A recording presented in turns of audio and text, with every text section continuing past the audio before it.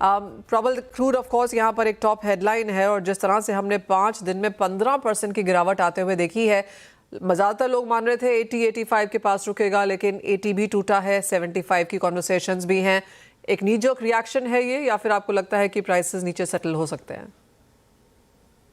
नहीं, देखिए, थोड़ा तो ऑब्वियसली एक्सुबरेंस है, बिकॉज ऑब्वियसली लोगों ने, आई थिंक, यहाँ पे भी थोड़ी सी स्केप्टिसिज्म थी, बट अभी इंक्रीजिंगली ये लग रहा है कि US is very very determined कि इस एमओयू को दे 60 डेज के अंदर फाइनल अग्रीमेंट में टर्न करें।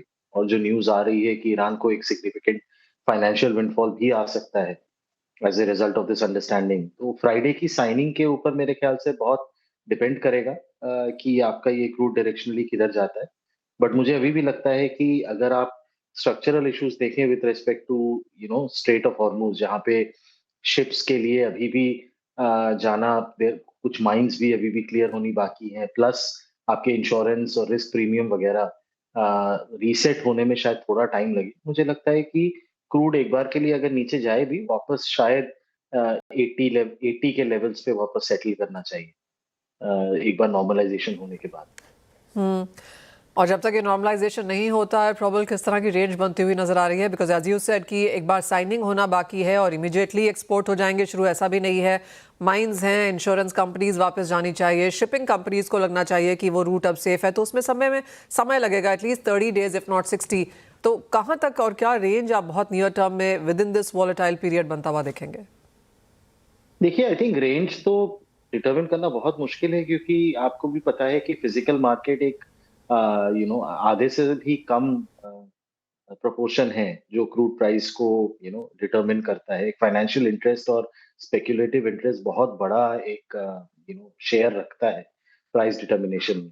तो अगर सेंटिमेंट पॉजिटिव हो रहा है और एक जो रिलीफ रैली या relief rally on the down side जो हो सकती है, उसमें मेरे ख्याल से काफी बियरिशनेस आ सकती है नियर टर्म में।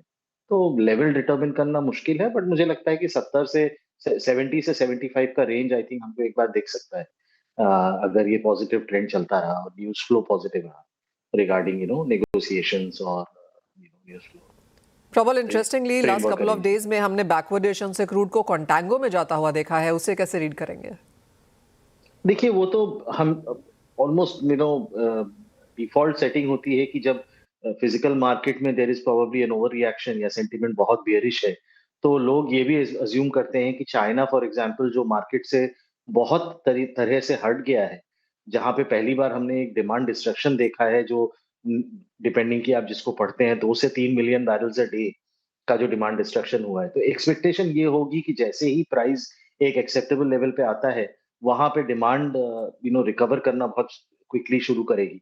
जो हमने रशिया यूक्रेन रैली के आफ्टरमैथ में भी देखा था कि एक बार के लिए क्रूड बहुत जल्दी नीचे आया, लेकिन उसके बाद एक रिकवरी होने के बाद एक नया एक एक एक sort of normalize level set होता है। तो आई थिंक वही है कि अभी फ्यूचर्स प्राइसेस में शायद एक्सपेक्टेशन ये है कि डिमांड नॉर्मलाइज अगर होगी और वापस से एक लोग इन्वेंट्रीज जो बिल्ड करना शुरू करेंगे, जो इतनी सारी स्ट्रेटेजिक रिजर्व्स आपकी एग्जॉस्ट हुई हैं लास्ट 3 महीने में, तब मेरे ख्याल से क्रूड को एक अपसाइड सपोर्ट मिलेगा।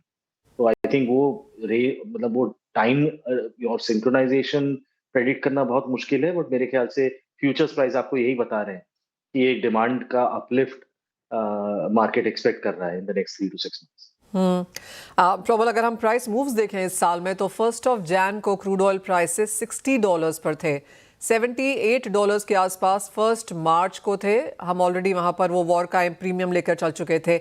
मई में हमने प्राइसेस 120 तक जाते हुए देखे। अब जो 1 मार्च को प्राइसेस है 78 के, वहां पर आज हम फिर से लौटते हुए नजर आए हैं 78 पर।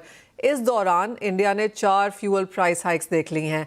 अब क्योंकि प्राइसेस नियरली 120 से 78 पर आ गए हैं, किस तरह से इंडिया रिएक्शन करेगा, करता हुआ नजर आएगा?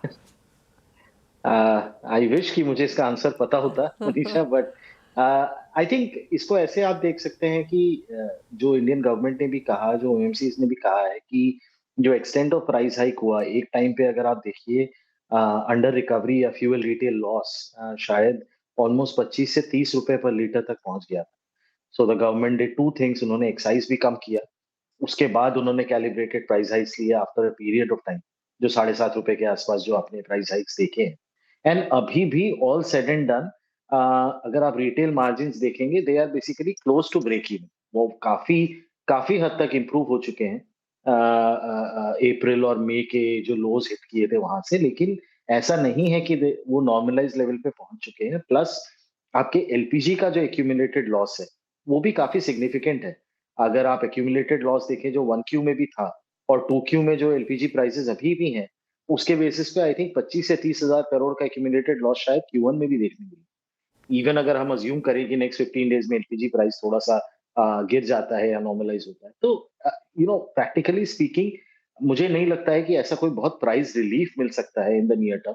लॉसेस अभी भी सिस्टम में सिग्निफिकेंट है, बट हाँ, एक रिलीफ ये है कि यहाँ से कोई भी और प्राइसिंग मेजर शायद नहीं हो, नीदर की ना ही ओएमसीज के लिए और ना ही कोई और टैक्स की जरूरत है ओएनजीसी और ऑयल पे, जिसका भी फियर एक बार आ गया था व्हेन क्रूड 100 के ऊपर परसिस्ट कर रहा था।